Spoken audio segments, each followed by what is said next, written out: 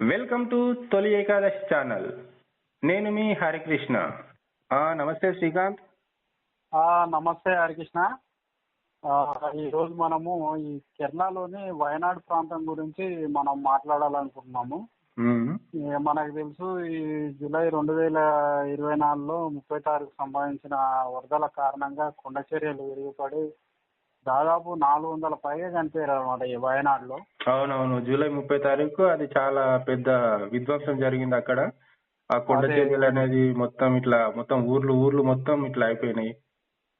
అవును, దాదాపుగా 400 మంది మరణించారు. ఇంకొక 150-200 మంది జాడ కూడా ఇంకా మనకు తెలియలేదు. అదే ఇంకా మరణాల సంఖ్య కూడా పెరగొచ్చనే చెప్తున్నారు. అయితే మరి ఈ వయనాడ్ అనేది అసలు ఏంటి, ఎక్కడ ఉంటది అనేది తెలుసుకుందాం మనము. ఓకే. అయితే మనకు ఈ పశ్చిమ కనుమలని మన భారతదేశంలో ఉంటాయి అన్నమాట. ఇవి సహజంగా ఏర్పడిన పర్వత ప్రాంతాలు. అయితే ఈ పర్వతాలు మనకు గుజరాత్ లో స్టార్ట్ అయ్యి మహారాష్ట్ర, గోవా, కర్ణాటక, కేరళ, తమిళనాడు వరకు ఉంటాయి అన్నమాట. అవునవును, మొత్తం 7 స్టేట్లలో ఉంటాయి. అయితే ఒక గీత లాగా ఇట్లా సముద్రం వెంబడి ఉంటాయి అన్నమాట. అట్లా ఈ కేరళలో కూడా ఉన్నాయి ఈ పశ్చిమ కనుమలు అనేటివి. అయితే ఈ పశ్చిమ కనుమలకు అనుకుని ఈ వయనాడు ఉంటది అన్నమాట ఇది. అయితే ఈ పశ్చిమ కనుమ దాదాపు 600 కిలోమీటర్లు ఉంటాయి అన్నమాట. అంటే ప్రకృతి బాగుంటది. మన భారతదేశానికి మెయిన్ అన్నమాట. మంచి ఈ నదుల ద్వారా నీళ్లు వచ్చేటి ఈ పశ్చిమ కనుమ నుండే వస్తాయి. మన గోదావరి, కృష్ణ, ఇంకా ఈ మన ఈ తమిళనాడులో ఉన్న నదులన్నిటికీ ఇక్కడ నుండే వస్తాయి. కావేరి నదులు ఇట్లా ఈ పశ్చిమ కనుమలోనే ఉంటాయి అన్నమాట. ఈ పశ్చిమ కనుమలో ఏంటంటే ఆ గుట్టలు సెన్సిటివ్ అన్నమాట. మట్టి కూడా అంతా మట్టితోటి ఎక్కువ ఉంటాయి. ఈ మట్టితోటి ఎక్కువ ఉండడం వల్ల చెట్లు మంచిగా పెరుగుతాయి. గాలి, స్వచ్ఛమైన గాలి, వివిధ రకాల చెట్లు, జంతువులు కూడా ఉంటాయి అన్నమాట. అయితే ఈ వయనాడులో అధిక భాగము కొండ ప్రాంతమే ఉంటది.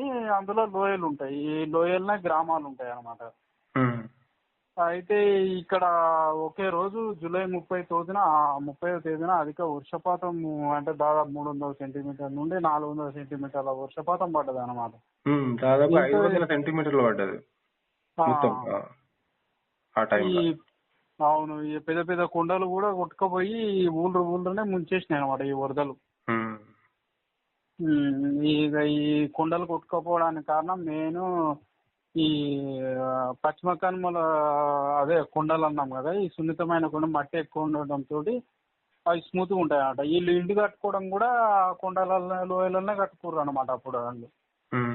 ఇక అట్లా వర్షం రావడంతో ఆ కొండనే కొట్టుకుపోయి ఊళ్ళ మీదకి వచ్చేసినాయి అనమాట. ఊళ్ళే కొట్టుకుపోయినాయి.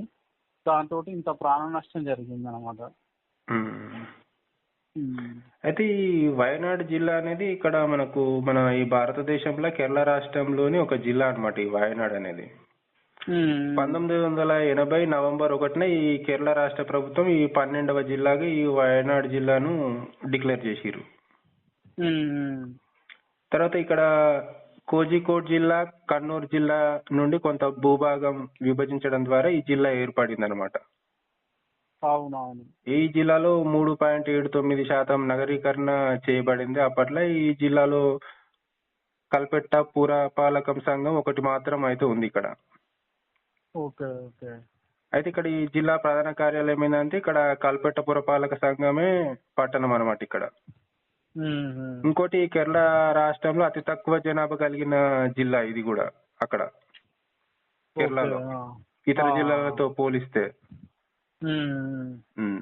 ఆ విధంగా ఇక్కడ 2018 గణాంకాల ప్రకారం అయితే ఇక్కడ దాదాపుగా ఒక 8,46,637 మంది కూడా ఇక్కడ దాదాపుగా జనాభా ఉన్నారు. అది ఇంకా ఈడ పర్వతాలు కూడా చాలానే ఉన్నాయి అన్నమాట ఈ వయనాడ్లో. మొహమ్మద్ చెంబా శిఖరం అని, బాణాసుర శిఖరం అని, బ్రహ్మగిరి అని మొదలైనవి ఉన్నాయి అన్నమాట. ఇక నదులు కూడా చాలానే ఉంటాయి అన్నమాట. కావేరి నదిలో ఒకటి ఉపనది అయినది కబిని నది.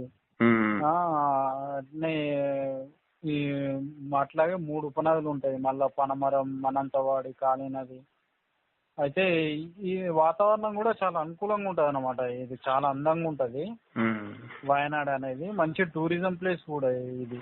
అవును, ఎక్కువ సమ్మర్ లో ఎక్కువ వెళ్తుంటారు. వర్షపాతము ఎప్పుడు ఎక్కువనే ఉంటది ఇక్కడ. మిగిలిన వాటితో పోలిస్తే చాలా ఎక్కువ ఉంటది ఇక్కడ. ఎక్కువ ఉంటది ఎందుకంటే మనకు ఋతుపవనాలు స్టార్ట్ అయ్యే కేరళ నుండి కాబట్టి ఆ కేరళలో ఈ వయనాడు మెయిన్ అన్నమాట. ఋతుపవనాలకు మెయిన్ ఈ వయనాడ్ డిస్టిక్ అన్నమాట. ఆ వాతావరణం తోటి ఆ ఋతుపవనాలనే అటు సముద్రం ఉంటది, ఇటు నది ఉంటది, ఇటు కొండ ప్రాంతం ఉంటది అన్నమాట. మంచి వాతావరణం ఉంటది. కానీ ఇట్లా ఈ విపత్తు వల్ల, ఈ అధిక వర్షపాతం వల్ల ఇప్పుడు మన ప్రపంచమే వయనాడ్ పేరు అనేది ఇప్పుడు మారిమోగిపోతుంది. అదే ఇది చాలా పెద్ద విపత్తు అన్నమాట. దాదాపు 400 మంది చనిపోయారు. ఇంకా ఇంకా మరణాల సంఖ్య పెరగచ్చనే చెప్తారు. అయితే ఇది ఒక ఇంకా కొందరు చెప్పిన ప్రకారం అయితే ఒక శాపం వల్ల ఇట్లా వరదలు వచ్చినాయని చెప్తున్నారు అన్నమాట. ఏనుగు శాపం అని. అయితే ఏనుగు శాపం అని. అయితే దాదాపు 4 సంవత్సరాల క్రితము 4 సంవత్సరాల క్రితం ఒక ఏనుగు అక్కడ ప్రాంతంలోకి వస్తే ఒక వ్యక్తి ఏం చేసిండంటే ఆ పైనాపిల్ ఒక పేలుడు బాంబు పదార్థం లాంటిది పెట్టేసేసి ఆ ఏనుగు నోట్లో పెట్టిండట. అయితే ఆ ఏనుగు ఏంటంటే గర్భంతో ఉందన్నమాట. ఏనుగు అప్పటికే ఈ గ్రామంలోకి వచ్చింది. ఆ గ్రామంలోకి వస్తే మామూలుగా ఏనుగులు గ్రామంలోకి వస్తే వాటిని నిలగొట్టడానికి చూస్తారన్నమాట. అట్లా వాళ్ళు నిలగొట్టే క్రమంలో ఈ పైనాపిల్ బాంబు పెట్టిరు. ఇక ఆ ఏనుగు పైనాపిల్ తినతో ఆ బాంబు పేలింది. అయితే ఆ నొప్పి భరించలేక ఆ ఏనుగు వెల్లియార్ అనే నదిలోకి వెళ్ళిందన్నమాట. పక్కనే ఉంటది ఆ వెల్లియార్ నది అనేది. ఆ పక్కనకి వెళ్తే ఇక నీళ్ళల్లోనే ఆ నీళ్ళు తాగిందనమాట. అది నోరు బాగా మండుతుంటది కదా, ఇక నీళ్ళు తాగి అక్కడనే ఉండిపోయింది. ఇక దానికి మామూలుగా ఏనుగుకి శాతం అయితే లేదనమాట. అయితే సిబ్బంది ఇంకా 2 ఏనుగులు తెప్పించారు ఆ ఏనుగును తరిమేయడానికి. బయటికి తీసుకొచ్చారు. కాకపోతే అది నొప్పి భరించలేక 2020 మన మే 20 సాయంత్రం 4 గంటలకు చనిపోయింది అనమాట. అయితే ఈ అటవీ శాఖ అధికారి మోహన్ కృష్ణన్ అని ఉంటాడు అనమాట. ఆ ఏనుగు మృతి మీద ఇన్వెస్టిగేషన్ చేసిండు. అసలు ఇట్లా చనిపోయింది ఏందని అంటే అప్పుడు ఆయనకు తెలిసింది అనమాట. ఈ గ్రామస్తులు పైనాపిల్ బాంబు పెట్టిరని. ఆయన ఏం చేసిండంటే ఈ విషయాన్ని మీడియాలో పెట్టేసిండు. ఆయన సోషల్ మీడియాలో పెట్టేసిండు ఇది ప్రపంచానికి తెలియాలని. ఇట్లా ఒక ఏనుగుని వీళ్ళు పైనాపిల్ పెట్టి చంపిరు. ఆ ఏనుగు చనిపోవడమే కాకుండా దాంట్లో గర్భంలో ఉన్న పిల్ల కూడా చనిపోయిందని ఆయన సోషల్ మీడియాలో చెప్పింది. అప్పుడు అది బాగా వైరల్ అయింది. అది వైరల్ అయింది. ఆ బాంబు పెట్టిన పర్సన్ కూడా అప్పుడు అరెస్ట్ చేయడం జరిగింది. అయితే ఇక ఏనుగు చనిపోయిన ఏనుగుకు వీళ్ళు అటవీ అధికారులే అంత్యక్రియలు చేసిరు అనమాట. ఇక వాళ్ళు ఏంటంటే ఇట్లా మీ గ్రామంలోకి వస్తే మాకు ఇన్ఫార్మ్ చేయాలి కానీ ఇట్లా అనవసరంగా మీరు ఏనుగును ఆ తల్లి ఆ పిల్లను కూడా చంపేసిరని ఇక అట్లా వాళ్ళు మోటివేట్ చేయడం జరిగింది వాళ్ళని.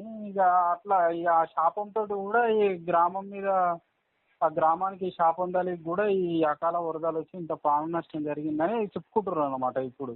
అలా చెప్తున్నారు. కానీ గ్రామస్తులు ఏంటంటే ఆ ఏనుగు అది జరిగింది ఒక ప్లేసు, ఈ వరదలు వచ్చింది ఒక ప్లేసు అంటూ వాళ్ళు కొంచెం అంటే ఎవరైనా కొంచెం ఏం చేస్తారంటే ఇట్లా రీజన్లు కొందరు ఓకే అంటారు, కొందరు కాదంటారు, కొందరు అగ్రి చేస్తారు, కొందరు అగ్రి చేయరు కదా ఏ విషయం చెప్పి. అవునవును. ఇంకొక విషయం ఏంటంటే ఒక చిన్న పాప ఒక మామూలుగా మన స్కూల్లో ఎస్ఏ రైటింగ్ రాయమంటే ఆమె రాసింది అనమాట. ఆమె రాస్తే ఆ ఎస్ఏ రైటింగ్ ఏం రాసిందంటే ఆమె ఇట్లా వరదలు వచ్చి మన స్కూల్ బిల్డింగే కూలిపోతుందని రాసిందంట ఆమె ఆ ఎస్ఏ రైటింగ్ లా. అంటే ఈ సంఘటన జరగ ముందుకు అది అనుకున్నట్టుగానే ఆ పాపదైన స్కూల్ కూడా పోయింది. కాకపోతే దురదృష్టం ఏంటంటే ఆ పాప వాళ్ళ నాన్న కూడా చనిపోయింది ఈ వరదల కారణంగా. ఆమె ఎప్పుడో రాసిన ఎస్ఏ రైటింగ్ ఇప్పుడు నిజమైంది అనమాట. అది కూడా ఒక సంచలనం అయ్యింది ఈ వయనాడు.